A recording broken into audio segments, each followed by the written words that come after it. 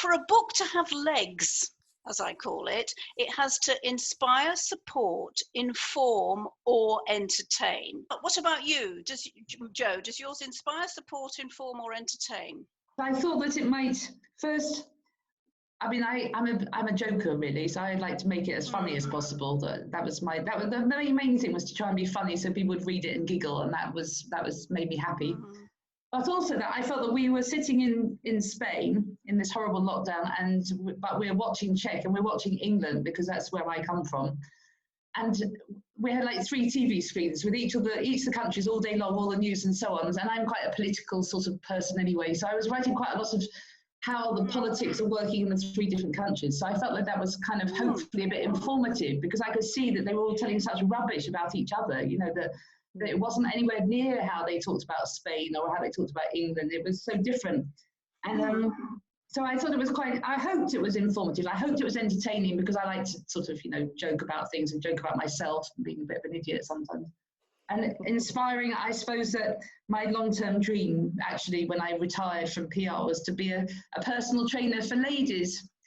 And I studied it a bit to be able to, once I gave up the serious work, to sort of inspire ladies of a certain age to get fit.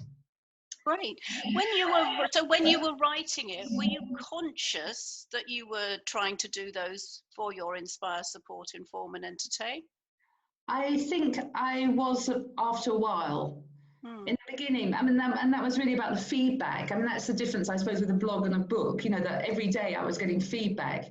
So I got people emailing me, you know, endless. It became a blooming full-time job, really. And so the feedback that I got when people kept writing to me saying, I mean, I had people saying to me, sorry to sound sort of boastful, but people saying to me, this is the only thing that keeps us through the day. We're waiting for your blog to come every evening. You know, it was really nice. So I felt like I need to keep that going. I need to keep the things that they're talking about. I need to keep them going. You know, it's almost like that's what people are wanting. So I must try and keep those 4 things. I didn't realize they were those 4 things until you told me, Joe. But I did, you know, sort of subconsciously try to be a bit inspirational. I was talking to some friends in London about how to stay fit when they couldn't go outside their flat. And these things I sort of developed a bit outside of the blog too. So I felt like it was inspiration, and if I could, you know, it's a big word, isn't it? Well, good for you. Good for you. That sounds great. Sometimes when you joke and you can be funny, and the way you tell a story, it's all down to your voice. And sometimes a voice is the entertainment element of a memoir. So if you just are a really nice writer with a really entertaining style, that can carry it. So what about you, Doreen? Inspire, support, inform, or entertain? Well, I'd like to give you a quotation to start with that answer. This is from Arnie Ernaux. I don't know who that is, but they said, maybe the true purpose of my life is for my body, my sensations, and my thoughts to become writing. In other words, something intelligible and universal, causing my existence to merge into the lives and heads of other people. That's nice. And I love that quote, because I really felt like that was what I was doing with life in the Camel Lane. I believe that I was very motivated to inspire people because I'm a natural inspirer. I'm a coach at heart. And I really love to help people move through transition and use travel as a tool, not as an end result, but as a tool to become, have a more wonderful life, or whatever life the listener or reader wants. So I really felt like inspiration was part of it. Support, not so much. Of course, I wanted to nurture people on the overseas journey. I wanted to help them through liminal living and living in between different spaces, different cultures, different concepts. Inform, I definitely wanted to cover inform. The country of Saudi Arabia in itself is one of the most misunderstood, misjudged, and mistaken places geographically, I believe, on the planet. And I wanted to show the heart, the joy, the love, the Saudi women asking you if how often I had sex and where, because all they knew was what they saw from TV drama in America. So they just think that we're bunny rabbits or something. in America, in the West. And so I wanted to share some of those moments with the reader in order that they could really get under the skin and into the hearts of the real Saudi Arabia. So that was a very high intention. Entertain, I'm not sure I did that so well.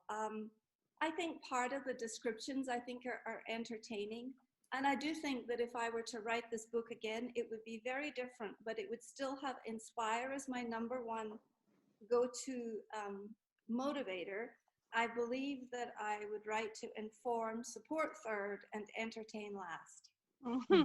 You don't have to do all four. Entertainment, no, you don't have to. You only have to. You have to make sure you do at least one of them. You don't have to do all four. But what can really help with entertaining, apart from voice, is the stories that you tell, and so that can really carry a memoir as well. Lovely answer, Doreen. What about you, Margaret? I just want to say that was a fantastic question for me, because I love to work with other memoirists and storytellers, and I had never really seen those 4 different legs. I would say, since I came to writing the book from a very strong storytelling sort of mentality, I had learned to see that the stories that really touch people when I tell for a live audience are when I make myself vulnerable and I use my sense of humor, which is pretty low key. I'm not someone, you don't look at me and think I'm going to be a laugh riot, but I do like to I like to laugh at myself, as Joe said, and I think audiences generally appreciate that. But I really came from it from when I shared about infertility, when I shared about caregiving for my parents at the end of their lives, when I shared about being an expatriate, like Doreen. It was really important for me for people to understand the places that I'd lived with affection, because a lot of people would say, "Oh my God, how did you manage to live in?"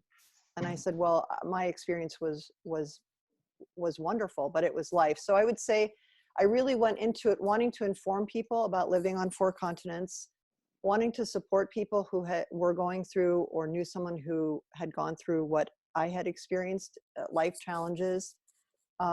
I definitely ended up wanting to inspire people with "It's never too late to live our own lives." That's the arc of the story. That only revealed itself to me as I was writing. And the entertaining, as I say, that's always fun for me. I feel if I can make someone laugh, I'm happy. I loved what you started off with there, Margaret, because you talked about being vulnerable. And being vulnerable is, I think, key to every memoir, to show what you find difficult and to show your struggle. But a memoir has to have an upbeat ending. So we want to see the struggle, but we want to see how you got over it. So great that you were able to do that. It's not always easy to lay yourself bare on the page like that, but I think you've been incredibly honest in your memoir, and so much of it resonated with me. And that's what we're aiming for with the memoir, is that we want your story to resonate with the reader. Not all of the memoir, not every aspect necessarily, but some pieces to resonate. And so many of your stories resonated with me.